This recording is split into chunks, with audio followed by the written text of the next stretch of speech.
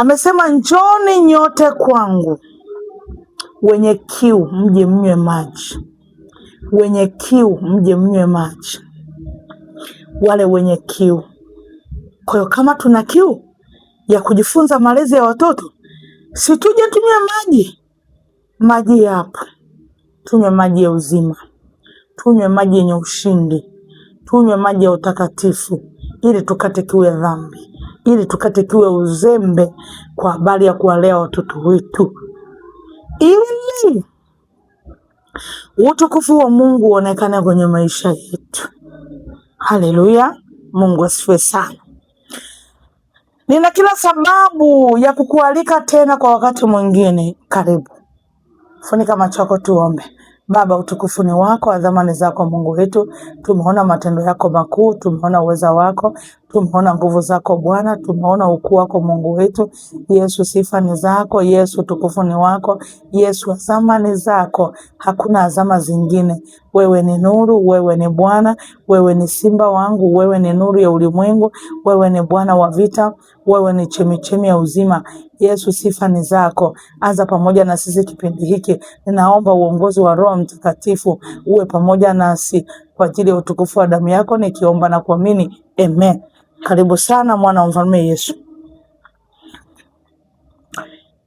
Kipengele hiki cha 4 ni kipengele ambacho sasa ninakwenda kufanya majumuisho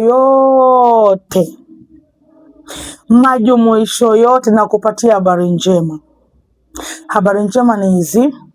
Masomo yatakayofuata yatakuwa ni kichwa cha habari kitasema majini ndani ya kizazi cha mwanamke, part 1 mpaka 24. Part 1 mpaka 24 itakuwa vipengele virefu ambavyo tutakwenda kwa hatua. Ikiwa Mungu akitupa nafasi ya kurekodi siku 3, tunaweza tukavimaliza. Ikiwa Mungu atatupa nafasi ya kurekodi mwezi mmoja, tunaweza tukavimaliza. Lakini kwa neema ya Mungu itakusaidia sana. Kipengele hiki changu cha 4 ambacho cha hitimisho ya kongamano hili, mahali pa wana wa Sayuni. Kwanza nichukue nafasi hii pia kukuomba na wewe msikilizaji na mtazamaji wa chaneli hii, usiache kutualika. Tunakuja mahali popote tulipoitwa. Tunakula chakula chochote. Tunalala mahali popote. Ni polini tunalala, ni chini tunalala, ni kwenye madimbwi tunalala, baharini tu, maana sisi wachawi. Usije ukatupeleka baharini, maana ushindwe. Wala sio maeneo pagiza. Sisi ni wanuru. Kwanza tunataza kutosha. Tutafunga hata kama polini. Usiache kutualika. Tunakuja kanisani kwako, tunakuja nyumbani kwako. Ikiwa una familia kubwa na huielewi na unatamani hii familia, umuite Mwalimu Glorimina aje hapo mahali ulipo kwa habari ya kusaidia watoto wako. Timu hii ya Injili kwa watoto itafunga safari kutoka Arusha, itakufuata mahali hapo ulipo. Karibu sana kwa mwaliko. Karibu sana. Tumebakiza nini sasa hapa duniani? Nimtumikie Mungu tu kwa habari ya watoto. Haleluya. Karibu sana kwa ushirikiano. Kwa jumuisho hili lote la kongamano, kipengele changu cha 4, cha kwanza, Mungu awe adui wa maadui zako. Cha pili, Mungu alete utiisho mbele yako. Cha 3, yeye Mungu ni moto ulao, alambe kila aina ya maadui zako. Kipengele cha 4 ni ulinzi. Tumemaliza kongamano. Video ziko kwenye chaneli hii. Matukio yote na michezo yote iko kwenye hii channel ambayo tulianza tarehe 10, mpendwa wangu. Tulianza tarehe 10, tumemaliza tarehe 14 ambayo ilikuwa jana, siku ya Jumapili. Leo Jumatatu na ninaweka majumuisho, na muda sio mrefu, muda wangu umeniacha sasa. Nitakimbia sana, ninaelekea Singida vijijini. Niko kule kwa ajili ya utukufu wa Mungu. Ndani ya siku 5 tutamaliza tena Jumapili, then Jumatatu tutaanza safari kuelekea Arusha. ninakupenda sana, na ndio maana ninatamani kwenye mjumuisho wa masomo haya tuwe pamoja. Sawa eh? Nisipokupa mjumuisho hautaelewa. Kuanzia tarehe 10 rudi nyuma, rudi mwana wa Mungu kwenye zile video, tembea kwenye lile kongamano. Kipindi hiki watoto wako wako likizo, wape hizo video, wasambazie hizo video, watembee pamoja na sisi. Ile michezo tuliocheza na wao wacheze, ile kula tulichokula na wao wale, ile tulivyosimama na mafundisho na wao yawepo, wakalishe hapo, pitia zile video. Mimi niko karibu sana na hizo video kwenye huu mwezi wote wa 6. Video zote zilizoko kwenye hili kongamano nitakuwa ninazipitia kila siku. Kwa hiyo endapo kama nitakuta kuna maswali, nitawajibu kwa moyo wa upendo na kwa msaada wa Mungu. Endapo nitakuta unajaribu kufikiria kuuliza kwamba labda juu ya mtoto vimepanda vimeshuka, ukiuliza swali linalohusiana na mtoto mimi nitakujibu. Ila ukiuliza swali linalohusiana na media, wenye media watakufuata private, wataongea na wewe. So nitakujibu mimi maswali yanayohusiana na mtoto peke yake, au ujauzito, au chochote kile ambacho umekiona kwenye hii channel nimekiachilia, niko tayari kujibu. So nitakuwa nafuatilia sana kwenye huu mwezi wote mpaka mwezi utakapoisha. Mwezi ujao basi kipindi hicho tawa kimeisha, tutakwambia nini kinachoendelea. Kwenye huu mjumuisho ni kuombe, kwenye kuomba huu ulinzi. Usipowawekea watoto wako wigo wa damu ya Yesu, itakuwa ni kazi bure. Kila familia kabla shule haijafungwa, kuna klipu ya mwishoni ya tarehe ngapi? Hii klipu ya tarehe 14 tulikuwa tunaombea uniform. Hakikisha umejiungamanisha na ile ibada ya kuombea uniform. Kwenye huu mwezi kabla watoto hawajaenda shule, hakikisha mmefunga nyumbani siku ngapi? 3. Siku ngapi? 3. Hasa zile siku za kuenda kwenye nini? Kwenye shule kufunguliwa. Kwa zikishaenda mahali penye shule za kufunguliwa, fungeni siku 3. Kwa ile familia ambayo itakuwa kwenye maombi ya kufunga, naomba unifate inbox yangu kwa namba zangu hizi 0768972891. Nitafunga pamoja na nyinyi. Nitakupa mwongozo na mwelekeo. Nitakuwa pamoja na wewe. Tutaomba kwa pamoja. Tutaombea na kitanda cha mtoto wako. Kwa nini nimekuomba wafungishe watoto na muombe siku 3? Kwa nini? Masaa 12 kwa wale watoto ambao ni wakubwa kidogo. Biblia inasema mengine hayatoki isipokuwa kwa kufunga na kuomba. Mashuleni pana mambo. Kwenye jumuiya ya watu wengi pana vitu vingi. Kwa hiyo mtoto wako aende shuleni akiwa na ngao ambayo ni Yesu mwenyewe. Lile neno linasema kwamba nitasimama kwenu kama nguzo ya moto, litatimia kwenye elimu ya mtoto wako. Kwa hiyo ni muhimu sana kuwa na maombi ya siku 3. Kuwa na maombi ya siku 3 kabla mtoto wako hajafungua shule, ambayo unaweza kaanza Ijumaa, Jumamosi, Jumapili. Jumatatu mtoto anaenda shule. Utakuwa umepanda mbegu njema sana. Mtoto wako atakuwa amekuwa mabaki. Maana imefika mahali huna mabaki ya elimu. Imefika mahali mateso yamekuwa mengi. Imefika mahali shida zimekuwa nyingi. Imefika mahali aibu zimekuwa nyingi. Na ni kwa sababu aibu ni nyingi, huna hata namna ya kufanya. Utafanya nini sasa? Umekosa mabaki. Mekosa mabaki. Tuangalie kitabu hiki, habari ya mabaki. Ni Ezra ngapi? Ezra 9.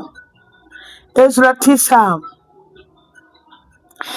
Ezra 9 mstari wa 16.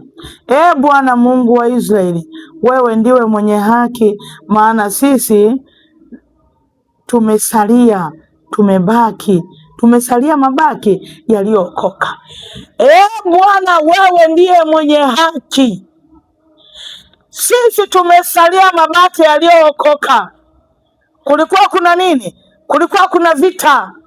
mabaki yamesalia ni mabaki ya elimu ya watoto wako, ndo yamesalia. Ni mabaki ya elimu ya wana wako, ndo yamesalia. Ni mabaki ya elimu ya familia yako, ndo yamesalia. Kwenye elimu ya watoto wako, nyinyi ndo mnaozungumza kwenye kitabu hiki cha Ezra kwamba mabaki yameokoka, mabaki ya elimu, mabaki ya uchumi. Lakini kwa kipengele hiki tuzungumzie sana kwa habari ya elimu. Mabaki ya elimu yamebaki. Utakaposimama kwenye maombi, ndugu yangu, ya siku 3, wakati mtoto wako anakwenda kufungua shule, kwa hakika yale mabaki yataendelea kustawi, yale mabaki yataendelea kusimama, yale mafuta mabichi ya nini, yale mafuta mabichi ya elimu yataendelea kupaa sana. Kwa nini? Kwa nini? Kwa nini? Kwa sababu mabaki yaliyookoka ndo yapo, mabaki katika Israeli. Elimu inawezekana kabisa ukisimamia wewe na ukasema kwamba hakuna ujinga nyumbani kwangu. Nyumbani kwangu utazalisha madaktari, nyumbani kwangu utazalisha wabunge, nyumbani kwangu utazalisha marais, nyumbani kwangu utazalisha watu wa elimu kubwa kubwa, nyumbani kwangu utazalisha matajiri. Inawezekana kwa sababu mabaki yamebaki, mabaki yamebaki. Mabaki yakibaki huwa yanaokoka. Saa imefika ya mabaki ya elimu kuchukua ndani ya familia yako. Saa imefika yanabaki mabaki ya elimu kuchipua sana, yanachipua mabaki ya utajiri, mabaki ya elimu, mabaki ya utukufu wako. Utukufu wa Mungu unashuka kwenye haya mabaki, yanaokoka na unanyanyuka. Mungu wetu asifiwe sana. Maisha mazuri sio ya wapagani tu, Mkristo mwenzangu. Maisha mazuri sio ya watu tu ambao hawamjui Mungu, sio tuliookoka. Tuseme kwamba mimi nimeokoka, basi kwa sababu nimeokoka ndo nipaswe kuishi maisha ya maskini. Kuna taki kabisa mimi, kwanza chukia kabisa mimi. Shida ndogo ndogo, kubwa kubwa hamnaga. Ni mbaya. Unajua kwa nini watu hawaokoki? Hujaona kwa nini majirani zako hawaokoki? Wanaangalia ushuhuda. Una shida ndogo ndogo, una shida kubwa kubwa. Nikuongezea na jingine, una shida za katiti. Hadi unanichekesha wewe, ujui tu. Una shida hivi. Nimesemaje? Nimesema hivi, gumbo logo hujasikia. Nimesema una shida ndogo ndogo. Sasa una shida za katikati. Unajua tutakuwa tunamlaani saa zingine shetani, tunamuonea. Unasema shetani amefunga kanisa, shetani vimepanda vimeshuka. Ndugu yangu, mtumishi mwenzangu, watu wa kanisa hii wanaangalia maisha tunayoishi sisi watumishi. Maisha yetu yakoje? Maisha ya umaskini, maisha ya kutokusoma watoto wetu, maisha ya watoto wetu wako kwenye bangi, maisha ya watoto wetu wako kwenye madawa kulevya, maisha ya watoto wetu wako babaya. Nani anayetaka kuja huko? Wanaona hawataki kwa sababu huna ushuhuda. Unakunywa maji ya dukani kama haya. Ni kwamba umeenda kama hivi. Mimi sasa niko kwenye madhabahu ya mtu mwingine, nimeenda kununuliwa, ndo nakunywa maji. Aibu. Lakini mimi kawaida, mimi sina shida ndogo ndogo, hata kubwa kubwa, hata zakati sina, kwa jina la Yesu.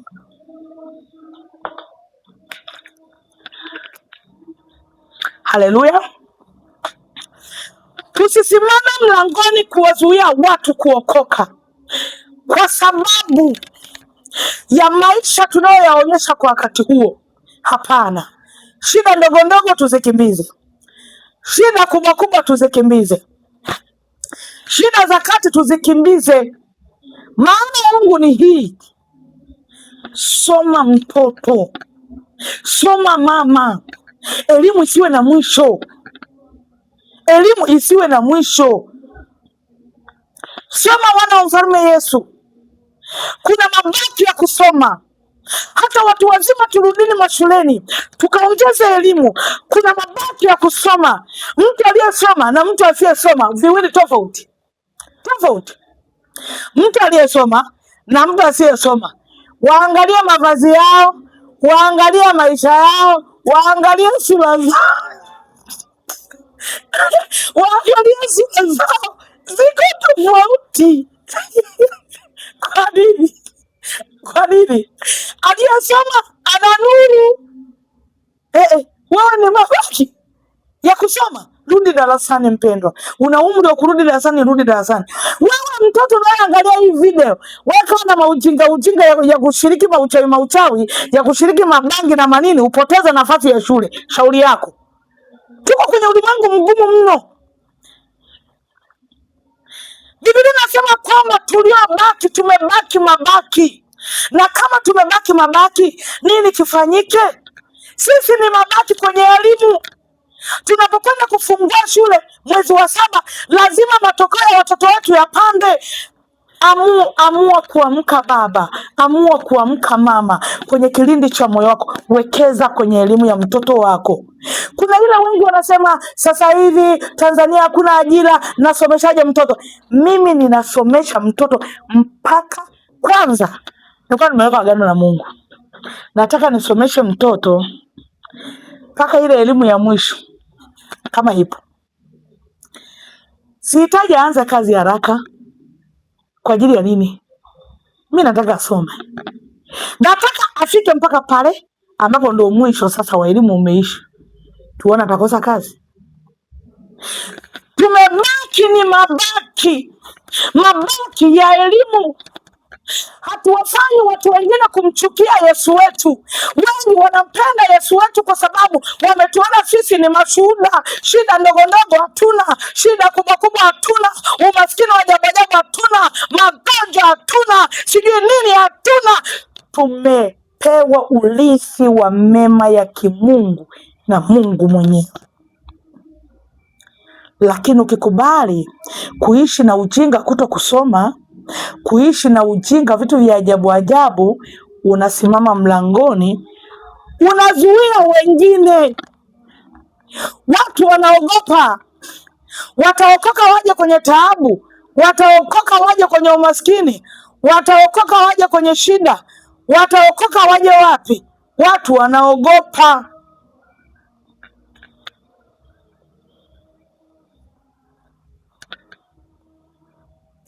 Sisi ni mabaki. Sisi ni mabaki. Haleluya. Bwana.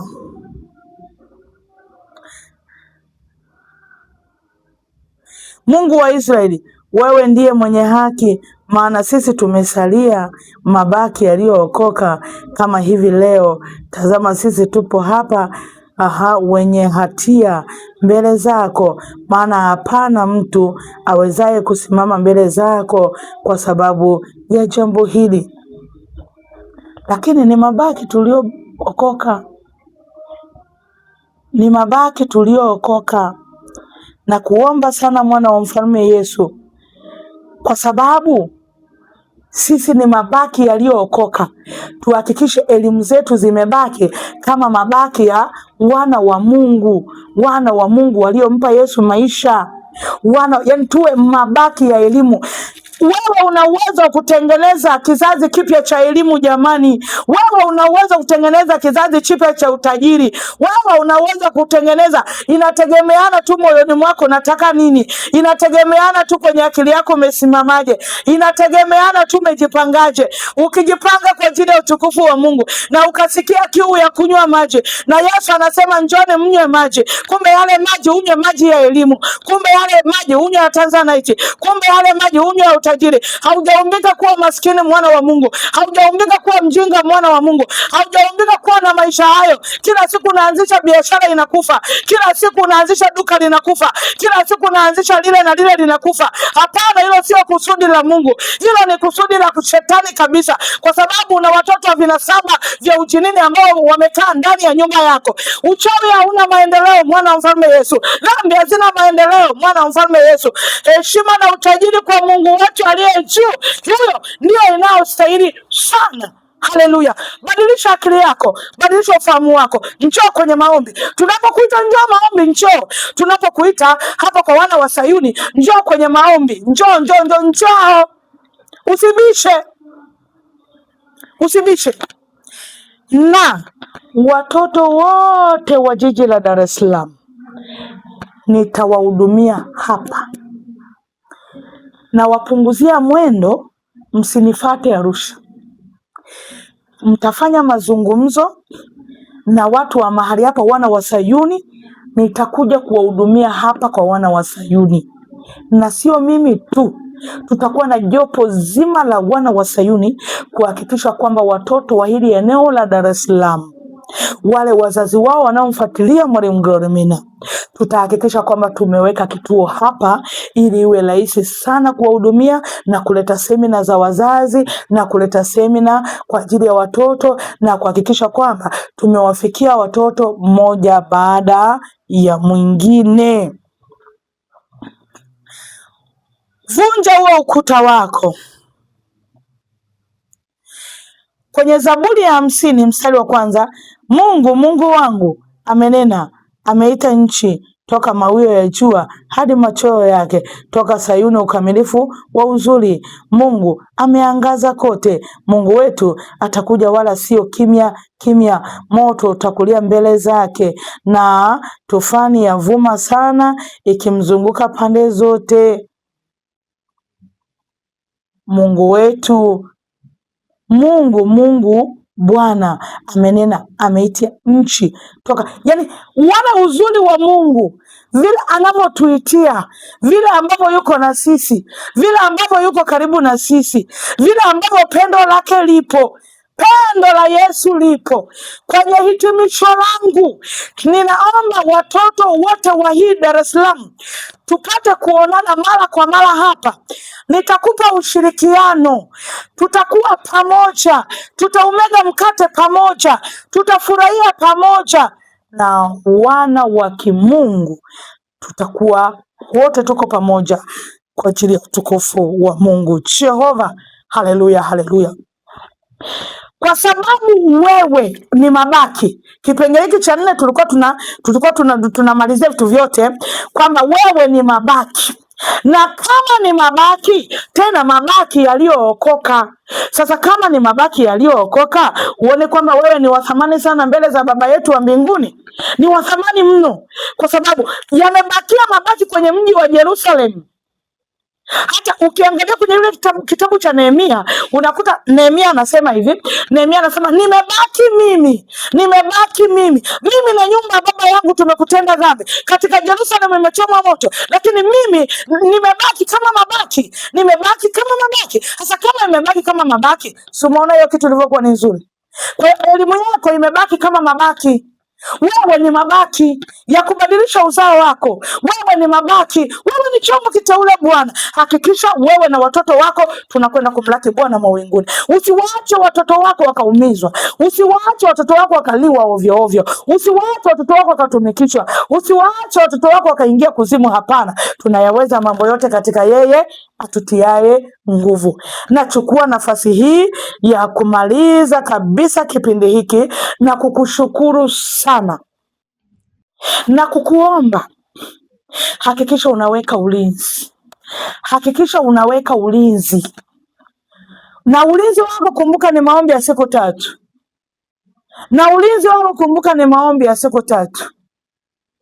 Wewe na nyumba ya baba yako mmemtenda Mungu dhambi. Hakikisha kwamba wewe ni mabaki uliookoka na unawarejesha wana wako kwa upya, na unawarejesha watoto wako kwa utakatifu, na unasimama kama mama wa zamu, unasimama kama baba wa zamu. Ni wakati huo ndo umeitwa, ni wakati huo ndo umetafutwa, ni wakati huo ndo umeonekaniwa, ni wakati huo ndo mafuta mabichi yako kwako. Wewe ni mishonari ndani ya nyumba yako, wewe ni mfano wa kuigwa kwenye nyumba yako. Unaposema kwamba Bwana ni Bwana, hakuna mwingine kama wewe, watoto wako ni wachawi, faida yake ni nini? Unasema Bwana ni Bwana, hakuna kama wewe, watoto wako ni wazinzi, faida yake ni nini? Watoto wako ni makahaba, faida yake ni nini? Wanajiuza kwenye vibanda umiza vya ushoga, faida yake ni nini? Ni nini faida yake? Unafanya vitu bila kufikiria. Neema ya Mungu ikupa kufikiria. Unathubutu kwamba Bwana ni Bwana, Bwana ni Bwana, Bwana ni Bwana, hatuna mwingine kama wewe. Yaani bila aibu unarukaruka kanisani, hatuna mwingine kama wewe. Mtoto wako ni shoga, hatuna mwingine kama Yesu. Mtoto wako ni kahaba, hatuna mwingine kama Yesu. Mtoto wako ni mchawi, usiku halali ndani, shindwa kwa jina la Yesu. Pandisha bendera ya Yesu Kristo na matendo yake makuu na fadhili zake za ajabu na uweza wake wa ajabu na utukufu wake wa ajabu kuanzia kwenye kitovu chako. Kamata tumbo lako. Mungu wa Isaka, Mungu wa Elia, Mungu wa Yakobo, nimeweka mkono wangu kwenye tumbo la msikilizaji wa chaneli hii Bwana. Yesu, ninaomba umishani kwa upya kwenye tumbo lake. Yesu, ninaomba moyo wa kuwapenda tena watoto wake. Yesu, ninaomba moyo wa namna tofauti kwenye maisha ya mwanamke huyu. Baba, nyanyua imani yake tena. Baba, mafuta mabichi kampake tena. Yesu, mamlaka yako ikasimame.